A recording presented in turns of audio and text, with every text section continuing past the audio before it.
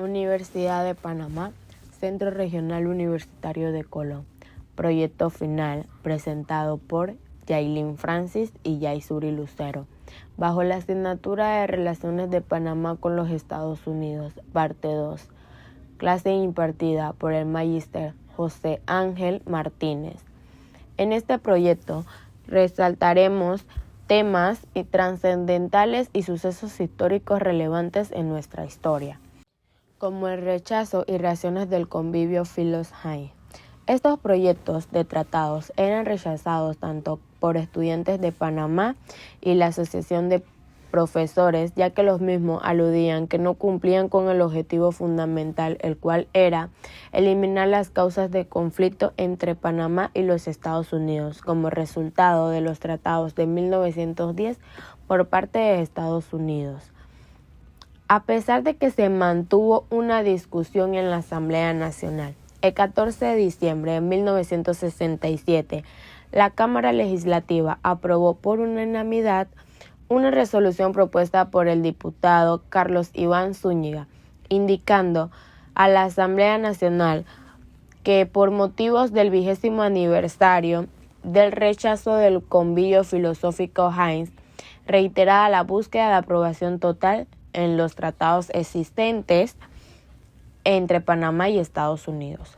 Pasado 1968, se abre una nueva era en la historia republicana que cambia el panorama histórico entre ambos países. Esta fase ocurre cuando ninguno de los gobernantes firma solemnemente ni rectifica los 3/4 y se nombra una nueva comisión evaluadora para los proyectos y tratados.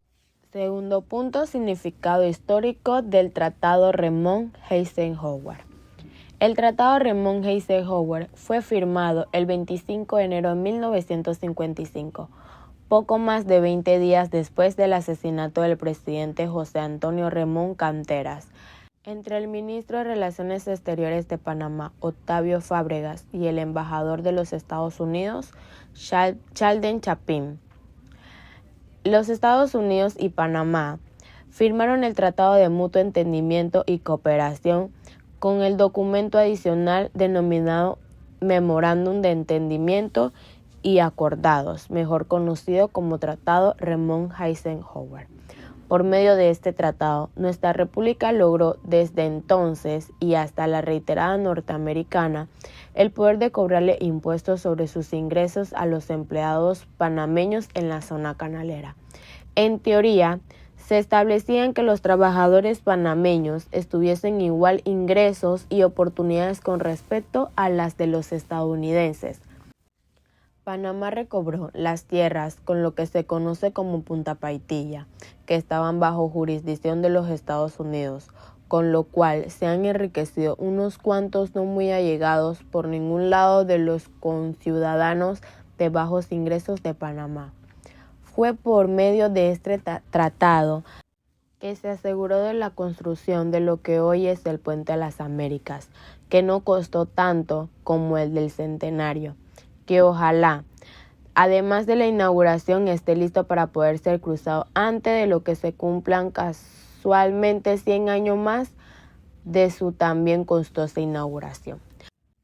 Contenido del tratado. 1. Aumento de la anualidad del canal a 1.930.000 balboas, es decir, 1,5 millones por encima de la suma que Panamá venía recibiendo. 2.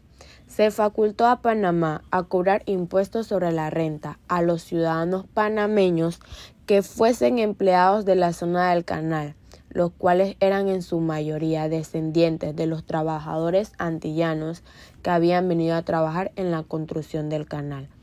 3.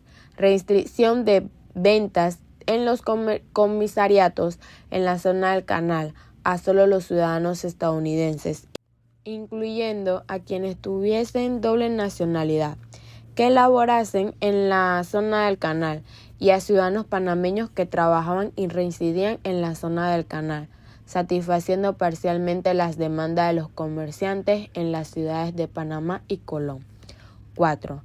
Devolución a la República de Panamá de ciertas tierras en la ciudad de Panamá y Colón hasta donde se ocupan habían sido ocupadas por los norteamericanos. 5.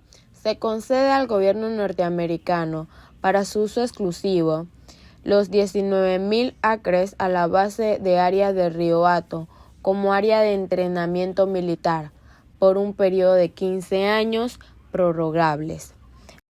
Algunos de los cambios que se mantenían en el memorándum son: número 1. Una promesa formal de acabar con el discriminante sistema del Gold Roll al Silver Roll, por el cual los ciudadanos estadounidenses recibían un salario superior a los de otras nacionalidades. Sin embargo, al igualar el salario de forma se veía burlada por el reconocimiento al derecho de los ciudadanos norteamericanos al recibir un 15% extra en sus salarios por servicio en ultramar, así como otros beneficios, compensaciones, exoneraciones de impuestos. 2. Especificaciones de los terrenos a ser devueltos a Panamá. 3. Cláusulas que abrirían el mercado a la zona del canal a los productores panameños. 4. Disposiciones que permitirían a comerciantes y productores panameños abastecer a los buques transitando el canal de Panamá.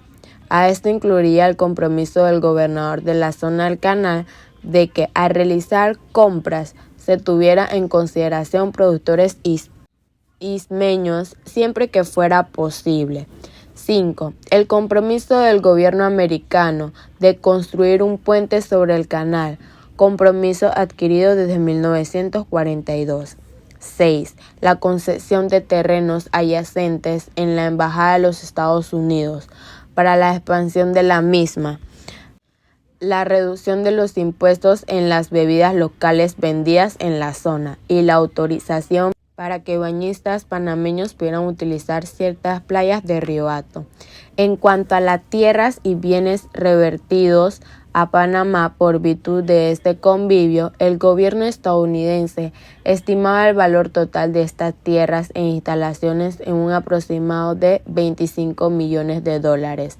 Estas incluían 5 parcelas en la ciudad de Colón, que comprendían un total de área de 48 acres y medio, junto con los edificios y las otras instalaciones que éstas procedían. Algunas de estas propiedades habían sido ocupadas por la Compañía del Canal de Panamá o por su antecesora, la Compañía del Ferrocarril de Panamá, desde hace más de 100 años. Entre estas se incluía el área de residencia de Nuevo Cristóbal, la Escuela Superior de Cristóbal, las residencias en Playa Colón, el área residencial del Fuerte de Lepes, los terrenos conocidos como Icepenwall y las instalaciones del ferrocarril en Manzanillo. Otras 2 instalaciones que revirtieron a Panamá por este tratado, el Hotel Washington y el Hospital de Colón, estaban entre los bienes más valiosos que fueron recibidos. Igualmente, regresaron a Panamá otras áreas ubicadas en el Pacífico. Entre estas destacan Punta Paitilla, Patio Rocket, la Huerta Sandoval en la ciudad de Panamá, así como las reservas militares establecidas en el Islote y Santa Catalina en la isla Taboga. Una de las propiedades más valiosas transferida a Panamá fue la estación del ferrocarril en la ciudad de Panamá, ubicada en la Plaza 5 de Mayo. Para ello, la Compañía del Canal estableció en Ancón, cerca del límite de la zona del canal y la República de Panamá, una pequeña estación en la atención de los pasajeros del antiguo comisariato Tibolí. Fue convertido en un depósito de mercancía. Estados Unidos y Panamá firmaron el Tratado de Mutuo Entendimiento y Cooperación con el documento adicional denominado Memorándum de Entendimiento y Acuerdos, mejor conocido como el Tratado Ramon-Eisenhower. Por medio de este tratado, antecedentes y recuperaciones, la Operación Soberanía, Siembra de Banderas y el 9 de enero de 1964. El Día de los Mártires fue un movimiento ocurrido en Panamá el 9 de enero de 1964 y cuyo objetivo era reclamar la presencia e izar la bandera panameña en el territorio conocido como la Zona del Canal, una franja de tierra alrededor del Canal de Panamá que fue cedido a los Estados Unidos a perpetuidad mediante el Tratado Hay-Bunau-Varilla. Causas. Su causa es profunda desde 1903. Por el motivo inmediato fue el incumplimiento del acuerdo sobre la enarbolaría las banderas panameñas según el convenio Chiari-Kennedy, que no se cumpliría con cabalidad. Mediante el Tratado Hay-Bunau-Varilla en 1903, el artículo 2 expresaba que concedía perpetuidad a los Estados Unidos en la zona del canal, una franja de 5 millas de largo de cada lado del Canal de Panamá. Esto, dentro de la población panameña, generó un grado de insatisfacción al existir un territorio ocupado por los estadounidenses dividiendo el país físicamente en dos partes. Sucesos. El 3 de enero, el policía soneíta Carlton Bell izó la bandera estadounidense sin acompañar la bandera panameña frente al monumento de los héroes de guerra en Gamboa, considerado un sitio civil. El 7 de enero, los estudiantes estadounidenses de la Escuela Superior de Balboa izaron la bandera de los Estados Unidos frente al plantel sin acompañar la bandera panameña. Las noticias de las acciones en la secundaria de Balboa alcanzaron a los estudiantes del Instituto Nacional, la secundaria más prestigiosa de Panamá en su época, liderados por Guillermo Guevara Paz, un joven de 17 años. Entre 150 y 200 estudiantes del instituto marcharon en dirección a la secundaria de Balboa, cargando la bandera panameña de su escuela y pancartas proclamando la soberanía de Panamá y la zona del canal. Antes de iniciar su marcha, informaron al director del instituto y a las autoridades de la zona. Su intención era izar la bandera panameña hasta el asta de la secundaria Balboa, donde los estudiantes habían izado la suya. La secundaria de Balboa, los estudiantes panameños fueron recibidos por la policía de la zona y por una multitud de estudiantes y adultos. Luego de negociaciones entre los estudiantes panameños y la policía, se le permitió a un grupo acercarse hasta la asta, mientras la policía mantenía a la multitud alejada. Media docena de estudiantes panameños, cargando su bandera, se acercaron hasta la asta. Los hechos de violencia continuaron algunas horas en la ciudad de Panamá. Los negocios, propiedad de los estadounidenses, fueron incendiados y el recién inaugurado edificio de Pan American Airlines, que a pesar de hospedar a una corporación estadounidense, era propiedad de panameños, fue completamente destruido. A la mañana siguiente fueron encontrados en los escombros los cuerpos de 6 vidas panameñas, probablemente atrapadas en el edificio mientras saqueaban. Consecuencias.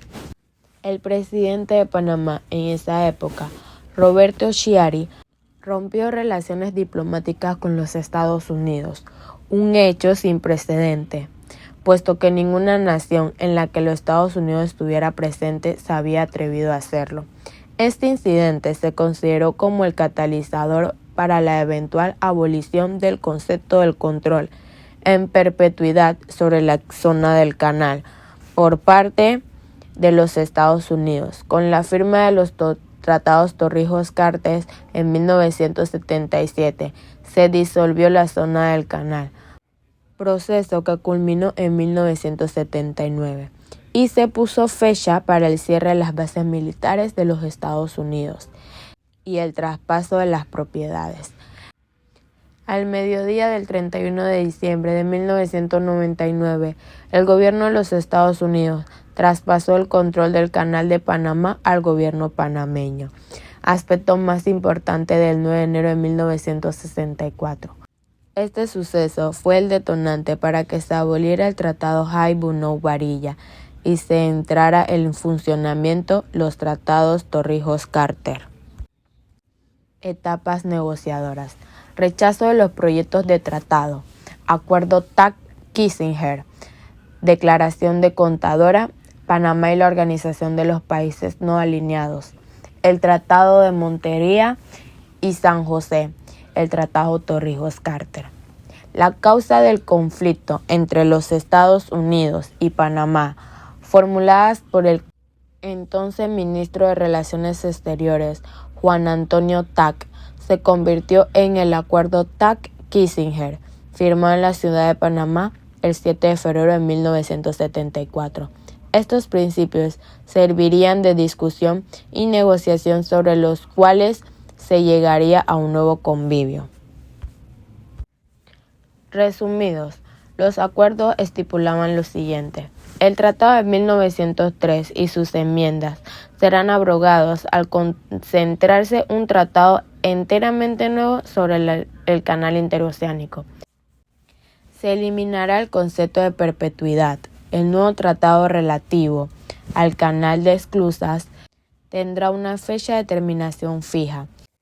La terminación de la jurisdicción de los Estados Unidos de América en territorio panameño será prontamente, de acuerdo con los términos especificados en el nuevo tratado. El territorio panameño, el cual se haya situado en el canal, será devuelto a la jurisdicción de la República de Panamá.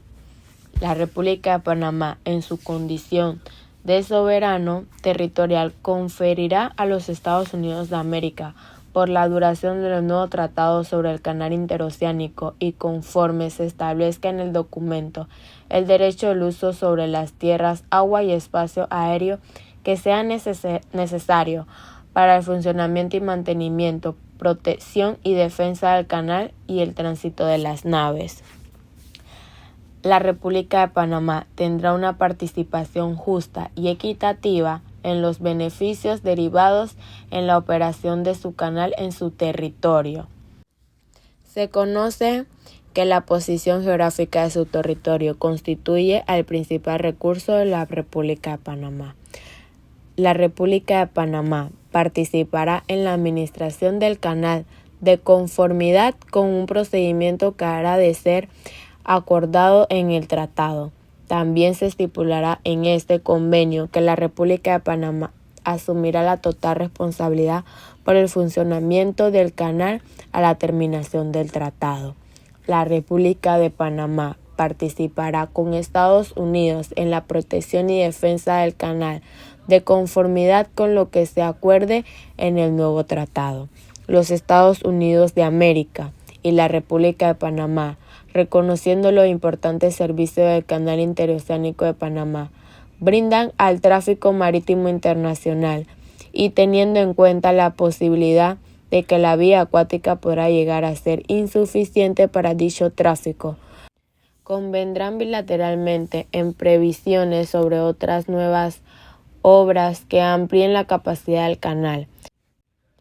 Esas previsiones se incorporarán en el nuevo tratado de acuerdo con los conceptos establecidos en el principio. 5.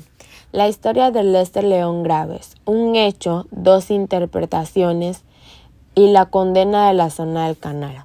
Annabel. Ese fue el nombre que Lester León Graves se llevó a la tumba, acaecida el 25 de marzo del 2015. Lo susurró en sueños, ocultándoselo a su familia, amigos y a la policía canalera.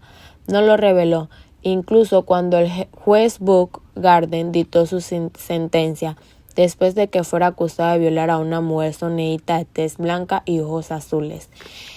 Él, un moreno de descendencia jamaicana, que venía de la ciudad, del imperfecto mundo que se encontraba más allá del jardín del Edén, que los norteamericanos habían delimitado meticulosamente en las riberas del canal.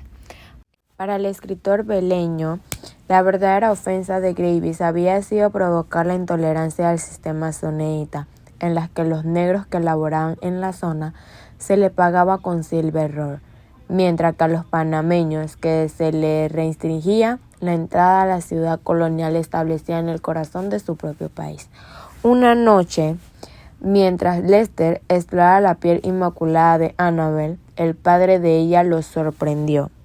Lo que sucedió a continuación ha sido producto de debate por años. El diario La Hora de aquella época reportó una supuesta violación a la esposa de un oficial del ejército americano acantonado en la zona del canal. Todo lo inventó el padre, ya que para la familia representaba una vergüenza que su hija blanquita norteamericana estuviera con un negro.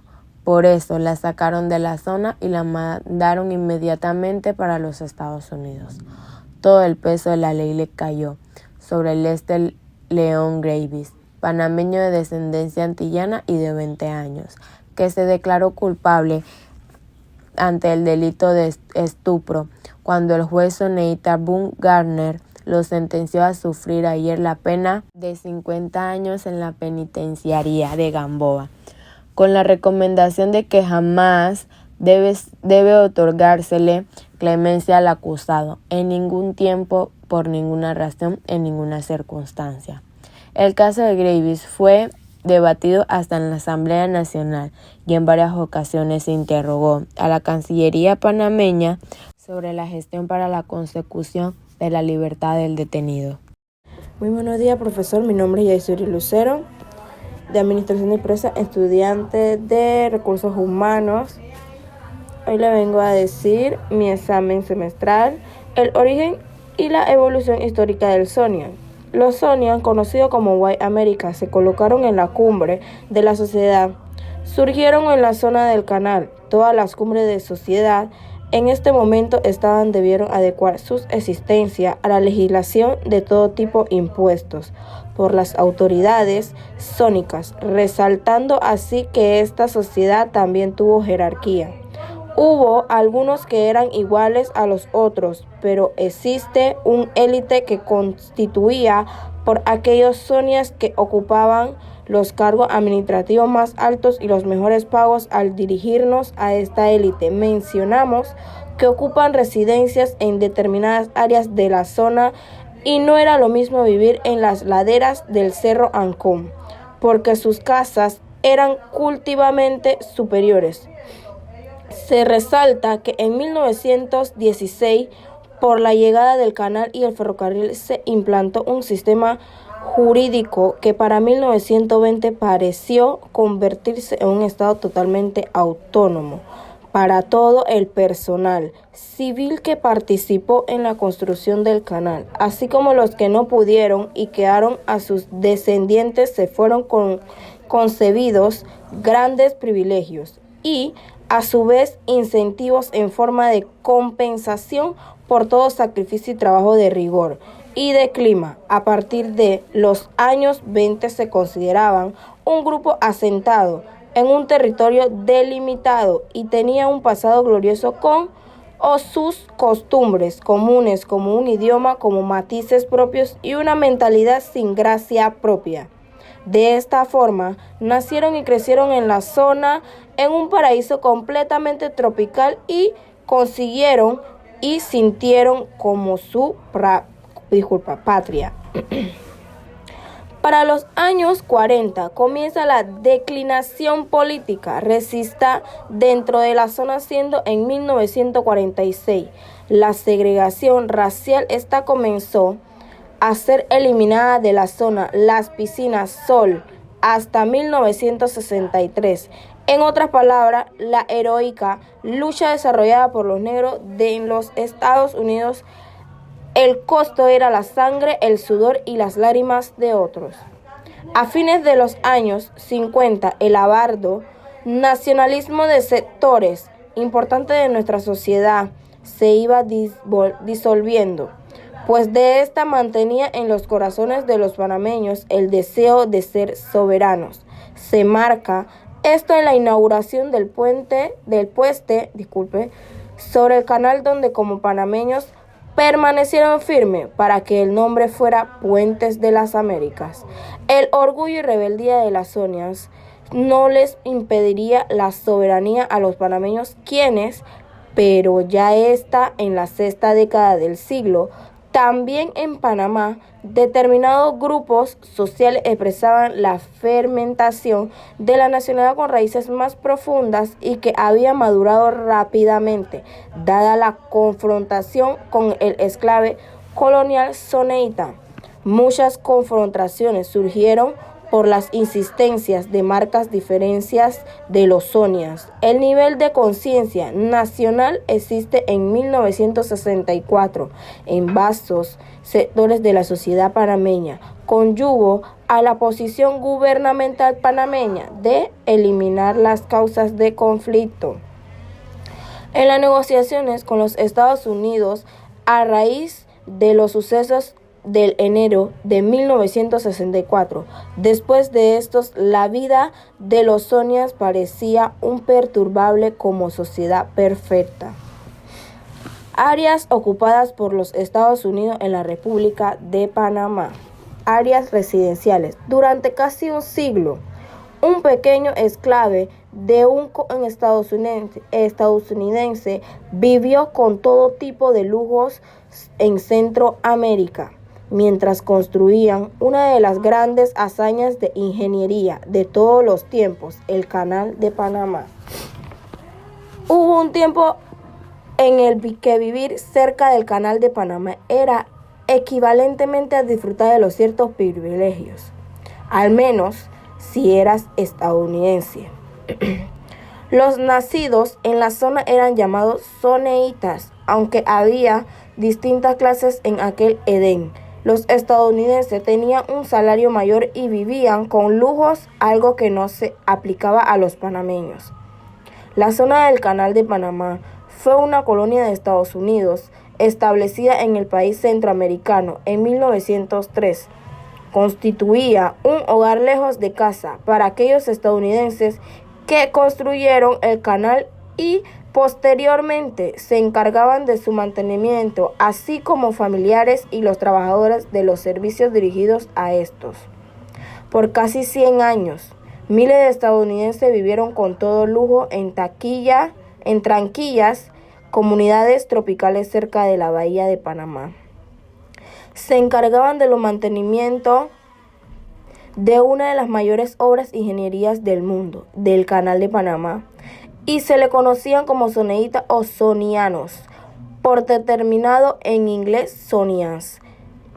Casi se trataba en el área de 1.380 kilómetros cuadrados al lado del canal. De lo contrario, los Estados Unidos, las familias recibían generosos beneficios, incluidas viviendas de la protección en largas vacaciones, encomentados, bien surtidos y un personal amable. Los residentes de la zona disfrutaban del buen clima y el relajado estilo de vida del lugar, pero a su vez vivían en cómodas casas de estilo de sus países del origen. Recibían una educación de primera clase y gozaban de todos los beneficios que le ofrecía la ciudadanía estadounidense.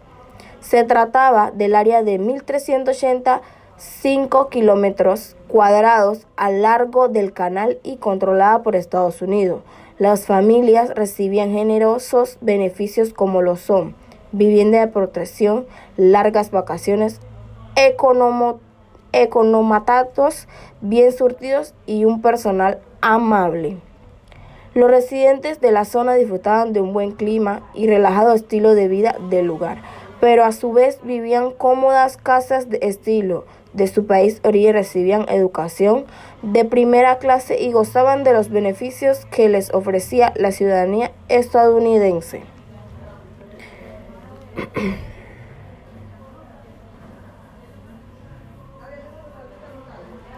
Los puertos. La zona del Canal de Panamá fue un territorio no corporado de los Estados Unidos, enclavado en Panamá, que consistía en el Canal de Panamá y las tierras, aguas y el área circundantes. Tenía un área de 1.432 kilómetros y se extendía a 8.1 kilómetros a cada lado del canal, excluyendo las ciudades de Panamá y Colón. Se encontraban parcialmente dentro del rango. Las fronteras de este territorio dividían Panamá dos partes y fueron creados el 18 de noviembre de 1903 con la firma del Tratado Jaibunau-Varilla. Desde el 1903 hasta el 1979, el territorio controlado por Estados Unidos, que construyeron y financiaron el canal.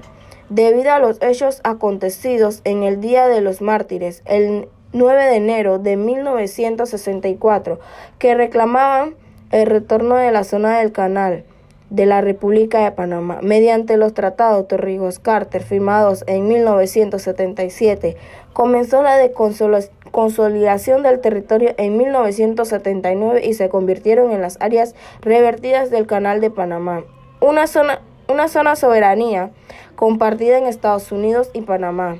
Gradualmente, estas áreas serían transferidas a la República de Panamá. La última bandera estadounidense fue arriba en Balboa en la Noche Vieja de 1999. Durante el control estadounidense en la zona del canal, el territorio al margen del mismo canal fue usado principalmente para fines militares. Sin embargo, existían aproximadamente 3.000 civiles estadounidenses que vivían como residentes permanentes. El uso militar dado por los estadounidenses cesó cuando el territorio fue transportado a control panameño. Al igual se retiraron los estadounidenses que habitaban el área. Actualmente el territorio es usado para fines comerciales, industriales y territorio. La incursión al puerto de Balboa fue enfrentado entre estadounidenses de la Fuerza de la Defensa de Panamá y unidades de la Brigada de la Infantería 1903 del Ejército estadounidense en el puerto Balboa. El 20 de diciembre de 1809, en medio de la invasión de Estados Unidos a Panamá, la incursión se realizó como parte de las operaciones para asegurar el Puente de la América, al cual era muy importante para el abastecimiento de las tropas de la Fuerza de Defensa de Panamá en los combates que libraban en la ciudad de Panamá. El puerto de Manzanillo International Terminal MI fue construido en la antigua base naval de Estados Unidos en un Cocosolo Sur. Durante los años de 80, el área fue utilizada como una instalación de almacenamiento y centro de distribución de vehículos para América Latina. En 1993, el concepto inicial del muelle de tipo Ro-Ro creció hasta convertirse en una instalación portuaria de clase mundial dedicada a las operaciones de transbordo, completamente equipada con más de 2.300 metros en aquella de 8 muelles. Estos están distribuidos en 6 muelles para operaciones de contenedores y 2 muelles para Ro-Ro. Los muelles de contenedores están equipados con 19 grúas portáticas por Post Panamá y Super Post Panamá más de 2.000 contenedores refrigerados y un moderado sistema computacional de gestión de la terminal. Etapas de reversión desde 1979 hasta el 31 de diciembre de 1999. 1977. Con la firma de los tratados Torrijos-Carter, el inicio de nuestro país, el proceso de desmantelamiento de la zona del canal y por ende la reversión a Panamá de todas las áreas que formaban parte de esta zona, paulatinamente. 1979. A partir de estos años, la República de Panamá fue tomada posesión de estos bienes. Sin embargo, al principio y mediante la ley número 17 del 28 de agosto de 1979, todas las áreas revertidas eran tierra baldía nacionales declaradas de dominio público, es decir, adjudicables, que no podían ser ofrecidas en venta a este privado, quedando así el uso de conversión y explotación asignadas a la Autoridad del Canal de Panamá, agencia panameña, recién creada por esa misma ley, 1993. Es por ello que en 1993 el gobierno de la República de Panamá, mediante la ley número 5 de 25 de febrero de 1993, modificada posteriormente por la ley número 7 del 7 de marzo de 1995, creó la Autoridad de la Región Interoceánica, ARI, cuyo objetivo primordial era ejercer en forma privativa la custodia, aprovechamiento y administrativo de los bienes revertidos dentro de la directiva o directrices y políticas nacionales fijadas por el Estado panameño con arreglo al Plan General del Uso de Suelos y los planes parciales del desarrollo panameño que se aprobaron en el futuro para su mejor utilización en coordinación con los organismos competentes del Estado, a fin de que los bienes revertidos fuesen incorporados gradualmente al desarrollo integral de la nación. 1999 por parte del Ministerio de Economía y Finanzas. Se le da la recepción total de las áreas revertidas el 31 de diciembre de 1999. Continuaría con los administrativos, custodia y mantenimiento de las áreas que promueven para su integración productiva al desarrollo de la nación, contribuyendo así al bienestar y el progreso de la comunidad panameña. Hechos que desencadenaron los sucesos del 20 de diciembre de 1989. 1981, la trágica y misteriosa muerte del general Omar Torrijos Carter, el 31 de julio de 1981, cuando se estrella la avioneta donde viajaba en el área montañosa de la provincia de Coclé. La muerte del máximo líder militar del país da paso a un entorno de inseguridad política y económica en el país. A raíz de la muerte del general Torrijos, se suscita una lucha de poderes en el engranaje militar. La misma se refleja con el cambio continuo en el poder de líderes presidenciales. Al general Torrijos de lo sucede en el coronel Florencio Flores. Cabe recalcar que en aquel entonces la figura de presidente era políticamente manejada por milicia. Posteriormente, en ese collage de poder donde sobrevive el más fuerte, queda al mando Rubén Darío Paredes. En medio de escándalo y supuesta malversación de fondos públicos, se suprime drásticamente el poder del presidente Aristides Royo debido a su alineación de progreso y la política exterior relacionada al país norteamericano, lo que no era visto con buenos ojos por líderes militares. 1989. En el año 1982, Aristides Royos es reemplazado por Ricardo de la Espriella. El país enfrentaba entonces una gran crisis económica. En otra instancia, el general Paredes se retira de la Guardia Nacional para fungir como candidato presidencial con el supuesto apoyo de su partido. Pero este no dio los frutos esperados y Paredes desiste de sus aspiraciones, ya que es lo único camino que le queda. La coalición de Liberación Nacional apoya entonces al candidato Nicolás Ardito Barletta. 1984. Las elecciones de 1984 fueron de naturaleza fraudulenta. Se proclama a Nicolás Ardito Barletta como triunfador. Las reformas de la administración presidencial de Barletta representan una calza en los impuestos del país, por lo que en la protesta coordina civilista nacional no se hicieron esperar. Las mismas fueron protagonizadas por estudiantes y profesionales de diversos sectores. 1985. El caso Espadafora. Hugo Espadafora se convirtió en denunciar al régimen militar y sus acciones, lo que le costó la vida, ya que su cuerpo fue hallado decapitado en el año 1985 cerca del área fronteriza costarricense. En medio de tanta violencia, el pueblo exige su habilite una investigación, lo que prácticamente obliga al presidente Barlet a iniciar un proceso de investigación.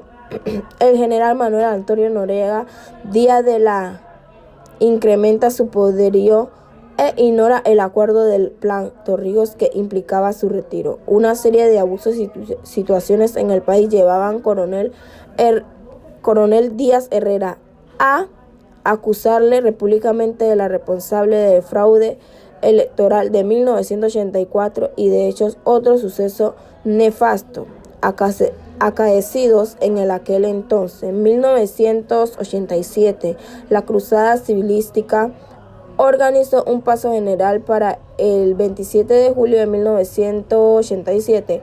Hubo fuertes enfrentamientos. Todo esto culminó con el arresto de Díaz Herrera y su familia. El denominado cierre bancario. En este periodo de tiempo se congelan los fondos del Banco Nacional y el gobierno estadounidense realiza la misma acción en el concepto de operación del canal interoceánico. En 1988, el 25 de febrero de 1988, Eri Arturo del Valle anuncia la destitución de Manuel Antonio Noriega, pero el poder Noriega era superior y sustituye a el de Valle Manuel Solís Palma, entonces ministro de Educación. 1989. Iniciando el mes de octubre de 1989, un alto oficial de las Fuerzas de la Defensa, Moisés Giroldi, intenta dar un fallido golpe de Estado al gobierno militar. Ese mismo día, en horas de la tarde, el mayor Giroldi es trasladado y encarcelado junto a sus aliados. Posteriormente es ejecutado.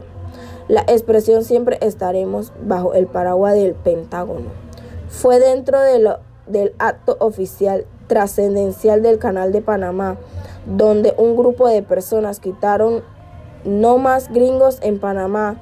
Los mismos dejaban claro que ya habían aguantado mucho. Durante 85 años Norteamérica se había apropiado de una gran cantidad de terreno por muchos años, aproximadamente 10 años, poniendo así el Canal de Panamá como un símbolo de poder Washington.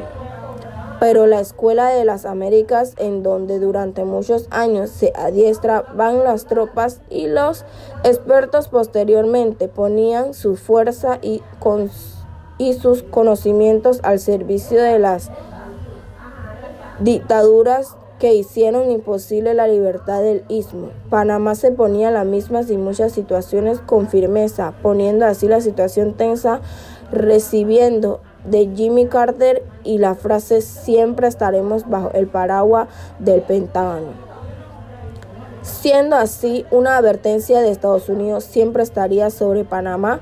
Y aunque Panamá por muchos años se ha mantenido independiente y lejos del mismo, no deja de estar en primera fila norteamericana como observadora del país rico en independencia. Este fue mi parte y mi resumen de todo. Fue que claramente estaban pasando muchas cosas en Norteamérica, Centroamérica, Estados Unidos, y la historia se volvía más tensa cada vez y pasaban muchas cosas en el país que no supíamos hoy en día saber. Yo como estudiante estoy tratando de analizar mucho porque yo no sabía de esto. Gracias, profesor, porque hoy puedo instruirme más, puedo saber más sobre la historia, ya que no tenía conocimiento de ello alguno. Esta conclusión lleva a que Estados Unidos estaba pasando por algo muy difícil. Y tengo entendido de que todos esos años las cosas se ponían cada vez más difícil, las guerras estaban de día a día, los militares no sabían qué hacer con todo lo de Torrijos Carter, que falleció y quedaron en el aire porque se surgió una investigación sobre la muerte de ellos, y he entendido que en esos años todas las cosas no eran como ahora. Muchas gracias.